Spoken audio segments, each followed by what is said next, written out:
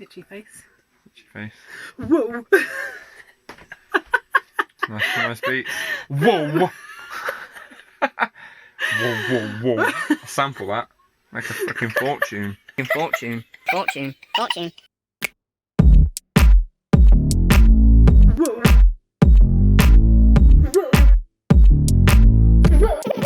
Hello everyone. Hey. Right, we're back today to talk about our second lockdown, which was in France. Yay. So a bit of a different one to our first one. Not much, because it's still a lockdown. No, it was actually quite different. We picked a really good year to travel. Yeah. So far we spent 6, 7, 8, 9 months of it in lockdowns. Yeah. So that's good. It's really cool. But the French lockdown actually was quite different, and one good thing about being in France is that they managed to just have 2 lockdowns rather than 3 like the UK. So we're going to talk a bit about the differences between our French lockdown and our UK lockdown, and just what it's been like living here and the rules, which were quite strict. And yeah, let's get to it.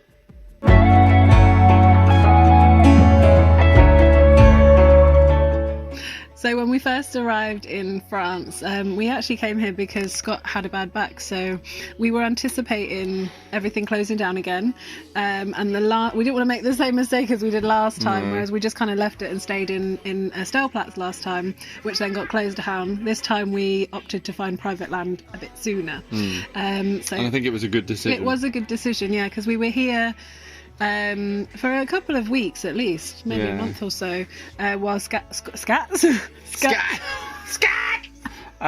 Yeah. Austin Powers' son. No, Dr. Evil's son. Swear, you think she knows my name by now? Who even are you? Scat!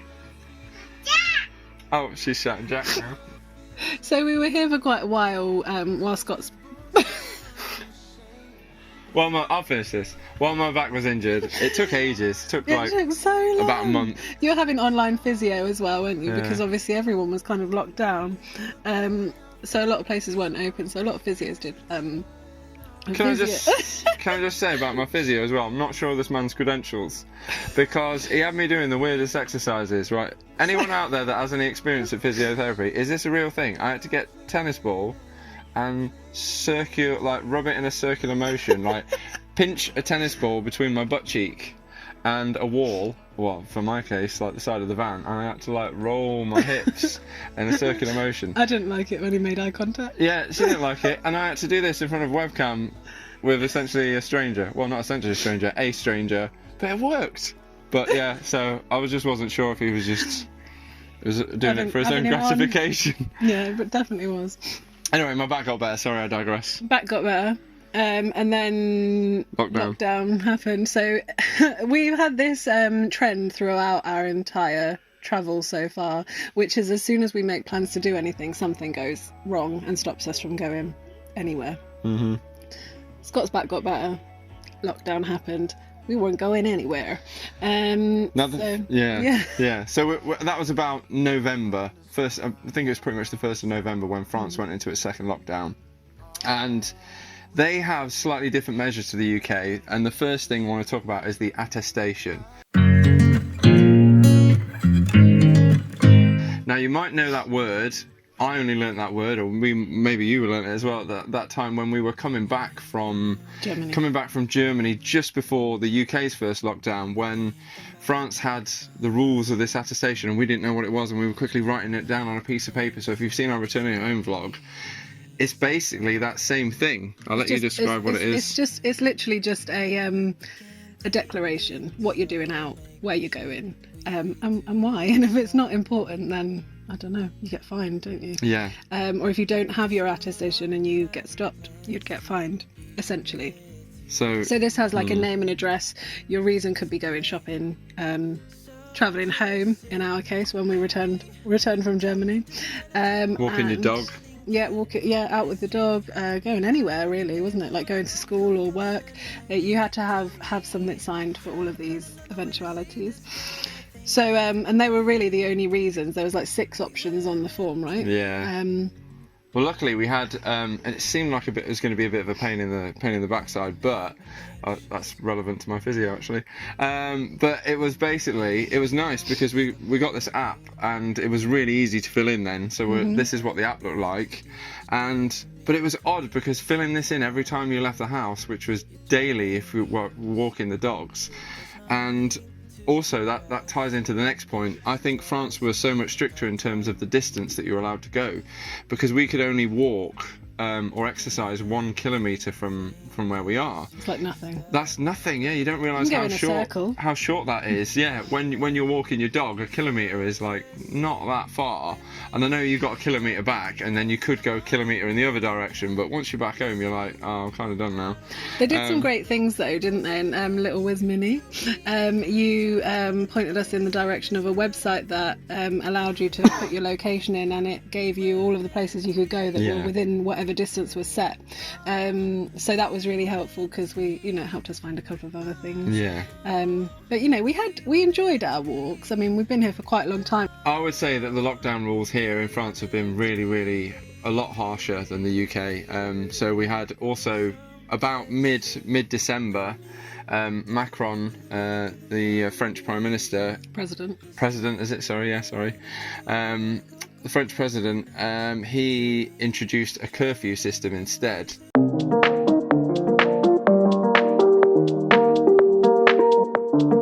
They kind of started to ease things, but the curfew was it 8 till 6 to start with? I think so, yeah. Basically, you had freedom to travel region to region, and you had freedom to exercise anywhere you liked, as far away from your house as you liked, but you if you're out past 8 o'clock, then you need your attestation again, and you need to have a good reason for it, which we never are because we have young children. Yeah.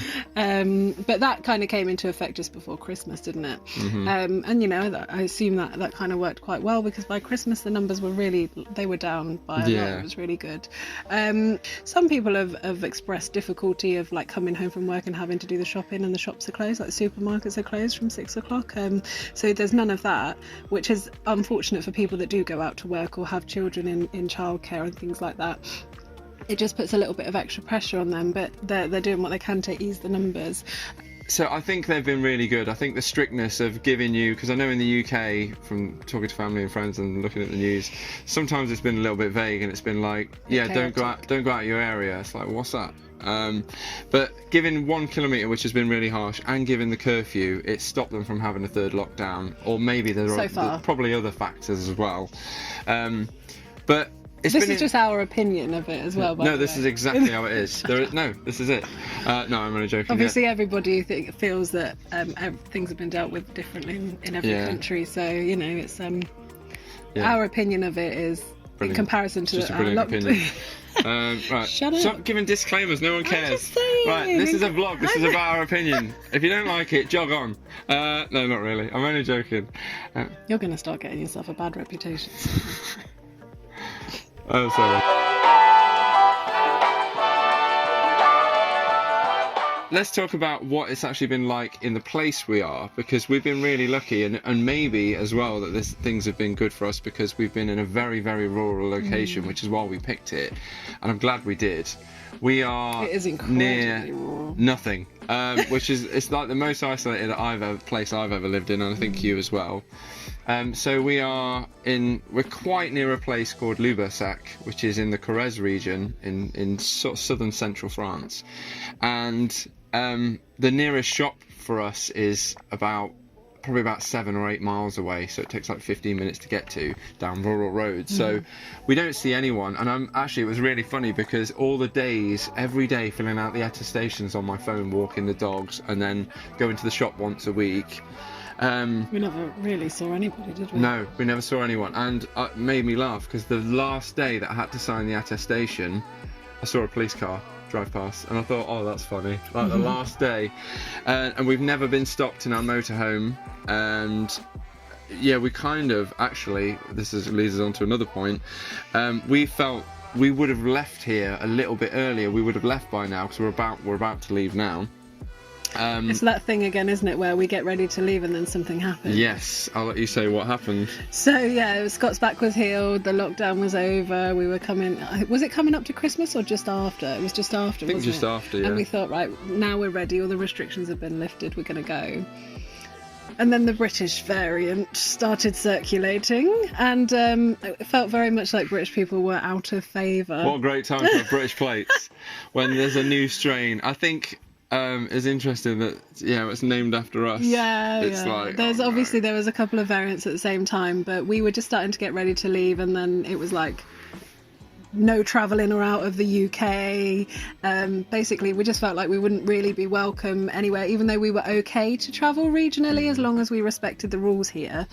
It felt like it was certainly the wrong time to consider moving. Like we weren't necessarily going to travel around the country and go and see everything, but it was just a case of moving at that time, wasn't it? So that was a stopper for us, and we decided that, and thankfully we've got brilliant hosts here, and they were happy for us to stay. Thank you very much. Yeah, we're lucky we could extend our stay.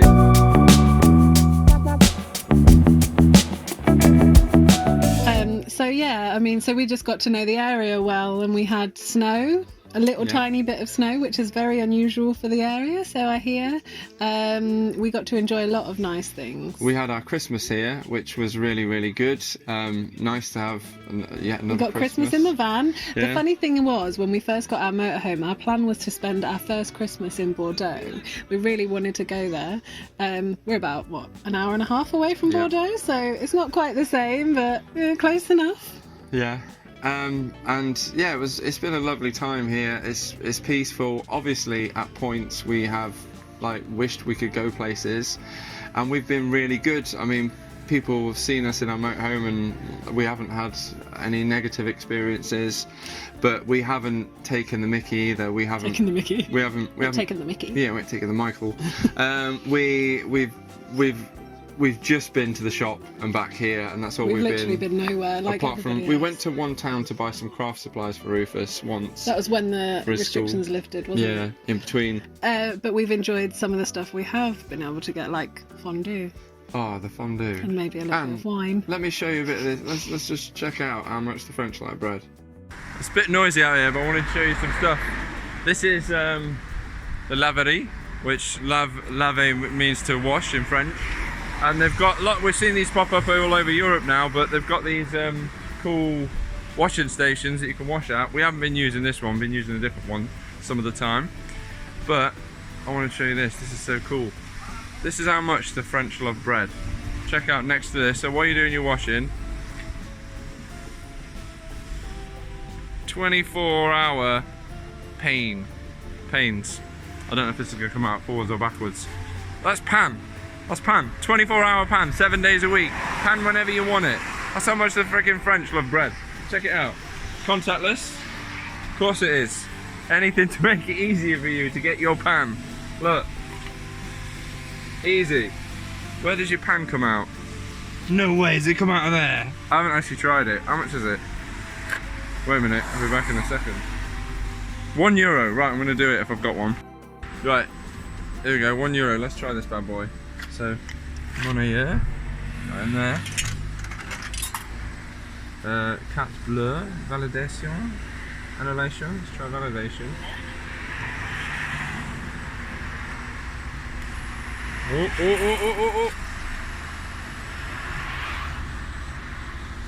Oh, look at that. It's neatly produced. So there you have it, first one.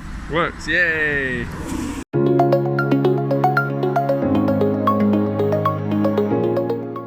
Go on then. Yeah. Yep. Okay. Validation.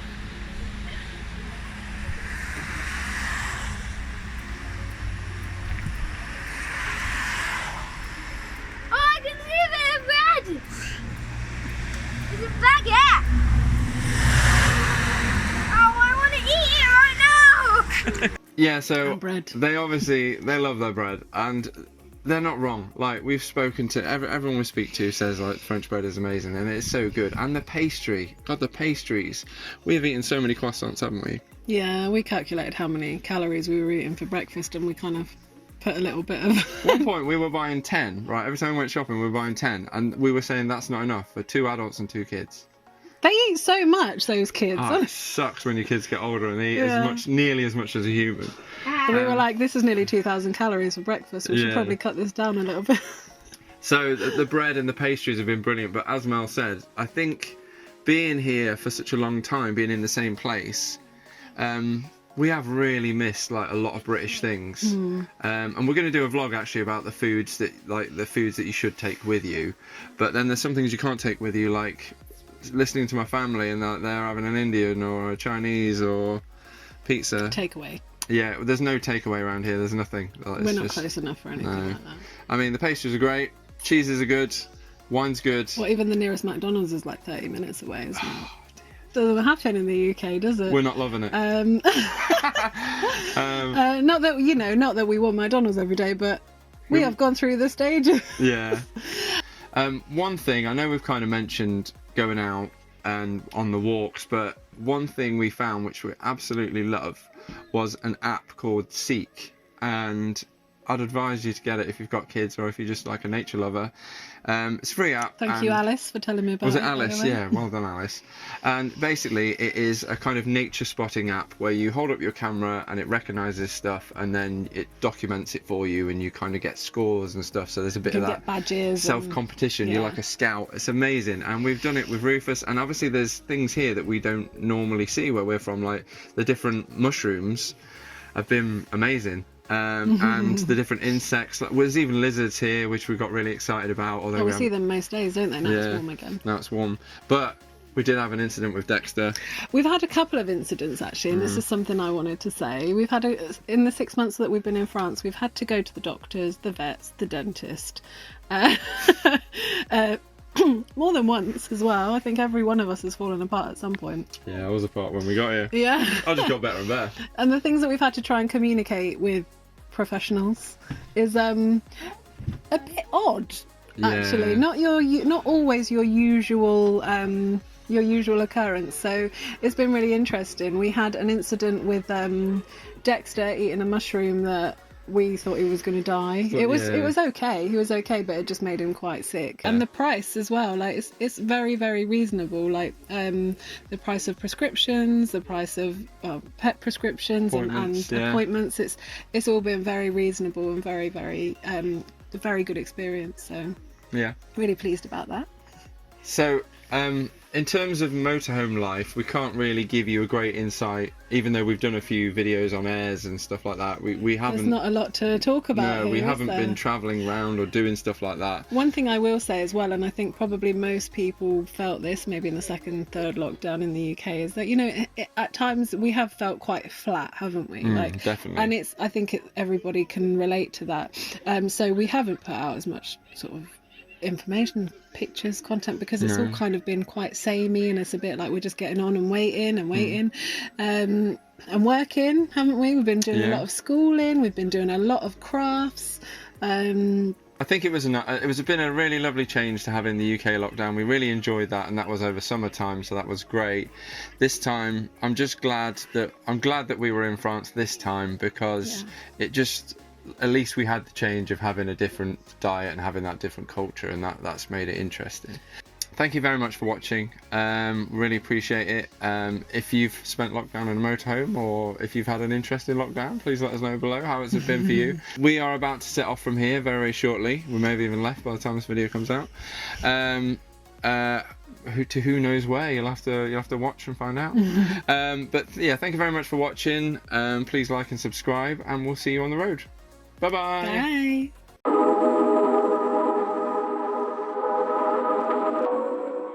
You won't believe this. So, a few days after filming the rest of this vlog, we finally left. We left our stop that we've been at for 6 months. So excited.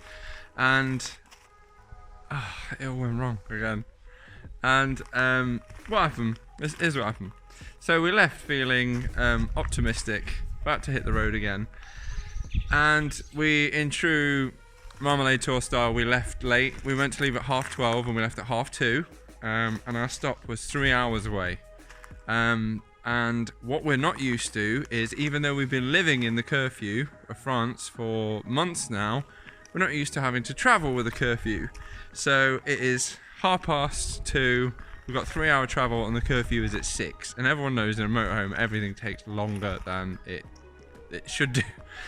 And we got an hour into our journey and we stopped for some fast food, which we haven't had in over 6 months. So we were really excited about it. Fast food, I walked in there, it was a popular Colonel franchise, and there was no one in the restaurant, and the only people, well, there were 3 people in the restaurant and they all worked there, and they were just sat there eating without their masks. I had mine on, obviously, and I was like, this is bizarre, like quite a big restaurant, and I ordered the food and it took ages to come, and then, but you know, that's always slower than like McDonald's or something anyway. Anyway, got the food, went out to the van. Thought we're gonna have to eat this quick now to get there, because we need to get to our campsite before 6, because that's curfew, and if we get caught out then we could get fined and God knows what. Then we realised, when I start checking the route, looking for somewhere closer, that we've been driving for an hour in the wrong direction. Oh my God. So we're now an hour the wrong way and we're going to be late. So basically, we just came back to where we've been for the last freaking 6 months. We're back here again. Look, there's the old lovely green gates. So we just can't get away from this place. We love it here, but I don't know what to do. Like, we tried leaving months ago, and then the British strain came out, so we had to stop and we only meant to come here for a month while we're back here. We've been here for 6 months and a day. Right, tomorrow we're trying to leave here early. That's our goal. We're going to try and get out of here. We need to leave France. So maybe we're just destined to be French. I don't know what it is, but I thought that was a funny story, that we basically driven for about for nearly 2 hours today. Spent nearly 40 euros on food, and yeah, we just had a massive trip for a takeaway basically, which everyone's actually really happy, because it's been 6 months since we had a takeaway, because there's nothing here where we live. So yeah, that's it. Yeah, what else can go well?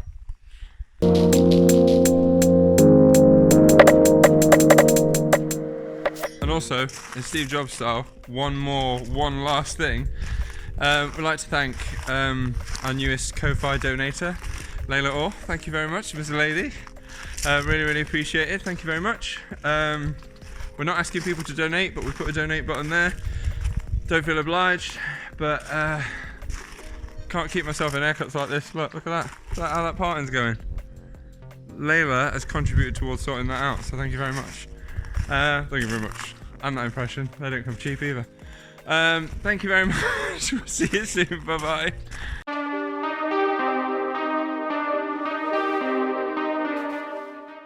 One more thing I wanted to share with you guys is this house. This house has been like a feature, a spooky feature. It's on the corner by itself, surrounded by fruit trees, and it's quite a small one. And it's numbered after my family home back in Newark. Big up the Newark Massive. You uncultured swines like me. And it's just spooky. It's been a place that's been a landmark for us all the time we've been in lockdown these last few months. And the reason it is it's exactly a kilometre from where we're staying, which in the first lockdown in France was the furthest you were allowed to walk. So being a kilometre away, but it's just always been kind of a haunting place. It doesn't necessarily look it today, but what does it? That tree gonna get me? But it's really beautiful. It's just a small little house, and just on the corner. Maybe it's just poignant because it's the place that we had to turn back, but I've only seen someone there maybe twice out of all the times we've been here, and I must have walked past this 100 times. But yeah, spooky. Oh yeah, and one of the times there was someone here, because there's a woodland just at the end, like a thin strip of wood. And one of the times that there was a person. They were in that wood. Scared me to death. Just walking, looked around. I think I was probably having a Walking Dead dream anyway, daydream, about there being zombies in the wood because you're walking right next to it. And then there's a guy in a blue coat at the end of this garden right in the wood, and it scared the crap out of me. So maybe this is spooky, maybe that guy was burying his bodies. But he hasn't got me yet. Oh!